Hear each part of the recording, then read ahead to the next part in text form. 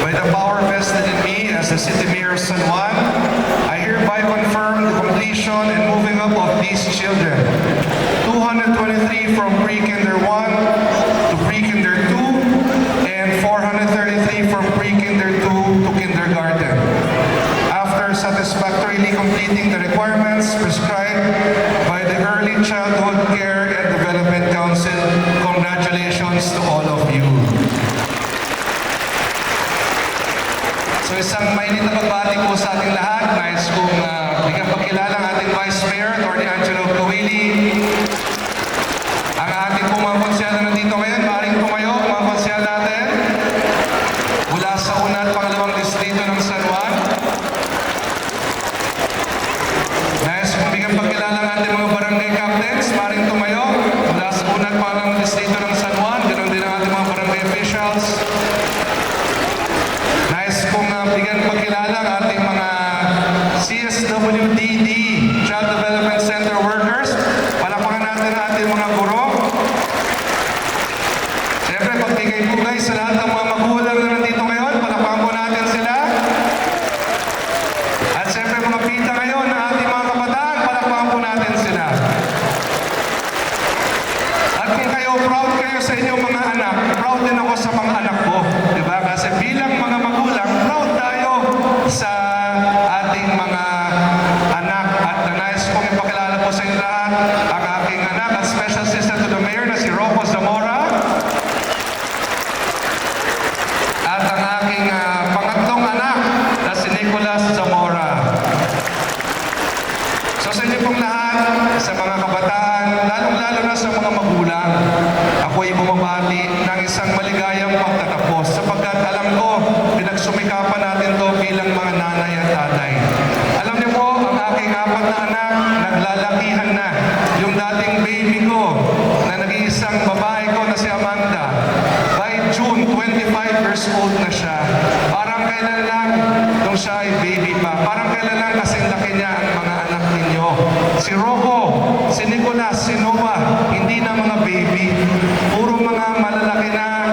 At bakit ko sinasabi? Sapagkat ang payo ko po sa inyo, kahit gaano tayo ka-busy sa ginagawa natin, alam ko lahat tayo may kanya-kanya mga tungkulin upang buhayin ang ating mga pamilya. Pero ang aking payo, maglaan tayo ng oras para sa ating mga anak. Dahil napakabilis ng panahon, lalaki sila, tatanda sila at magkakaroon na ng sariling mga buhay.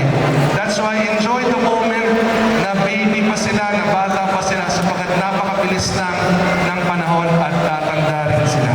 At asahan po ninyo ng inyong lingkod, kasama po ang ating pamahalang lungsod, ay patuloy na susuporta sa edukasyon ng ating kabataan. Dito po sa ating Child Development Centers, meron po tayong mga tulong na inahandog sa inyo. Halimbawa, ang ating mga libreng uniforme at libreng sapatos.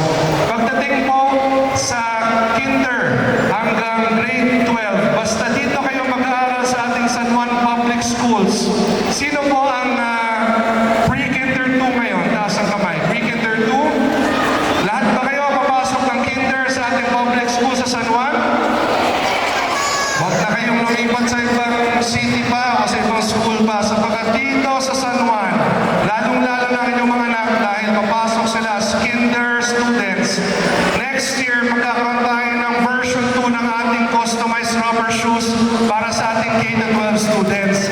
So mapapasama namin yung mga anak doon dahil kinder na sila, may libreng uniform sila, school uniform, PE uniform, at may tablets pa silang magagamit.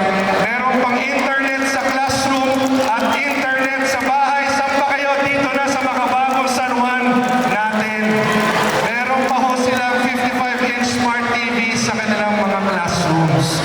At yan po ang pinagtutuunan natin ng pansin, ang matulungan po ang ating kabataan na magkaroon ng magandang kinabukasan sa pamamagitan po ng magandang edukasyon.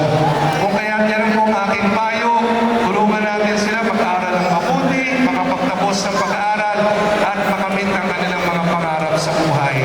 At asahan nyo, nandito kami parate, susuporta po Bilang National President ko ng League of Cities of the Philippines at Metro Manila Council President, pinagsusumikapan din ho natin na makapagtayo ng mga karagdagang classroom buildings para maging single shift na lang po ang public schools natin dito sa San Juan.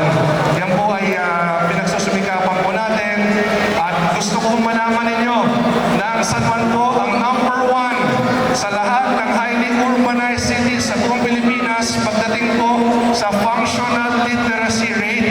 Anong ibig sabihin ho niyan? Ang functional literacy rate po, yan po ay isang assessment kung ang ating mga mamamayan ay matatalino. Ang rating po na nakuha natin at tayong #1 sa buong Pilipinas sa lahat ng highly urbanized cities ay 95%.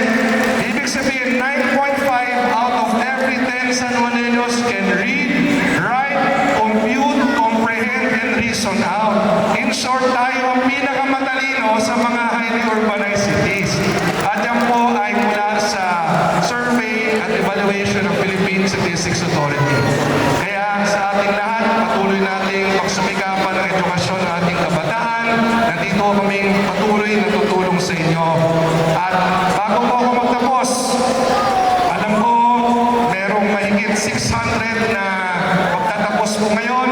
Ang aking pong konting message sa inyo, lahat po ng pamilya na merong magtatapos ngayon, kayo po itatanggap ng 3,000